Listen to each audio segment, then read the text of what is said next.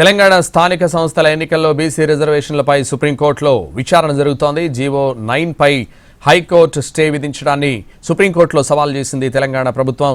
BC రిజర్వేషన్లపై ప్రభుత్వం తరపున అభిషేక్ మను సింఘ్వి వాదనలు వినిపిస్తున్నారు. ట్రిపుల్ టెస్ట్ను ప్రభుత్వం ఫాలో అయిందన్నారు. కేసు హైకోర్టులో పెండింగ్లో ఉందని, అసెంబ్లీలో అన్ని పార్టీలు ఏకగ్రీవంగా తీర్మానించాయని కోర్టుకు తెలిపారు. రిజర్వేషన్లను అనుమతించకుండా హైకోర్టు ఎన్నికలకు వెళ్లమందని చెప్పారు. ఆర్డినెన్స్ గవర్నర్ దగ్గర పెండింగ్లో ఉంది కదా అని సుప్రీంకోర్టు న్యాయమూర్తి ప్రశ్నించారు. 50% మించి రిజర్వేషన్లు ఇవ్వొచ్చని ఇంద్ర సహానీ కేసులో సుప్రీం చెప్పిందన్నారు. ప్రభుత్వం ఇంటింటి సర్వే జరిపి లెక్క తేల్చిందని, అసెంబ్లీ తీర్మానాన్ని ఛాలెంజ్ చేయలేదన్నారు అభిషేక్ మను సింఘ్వి.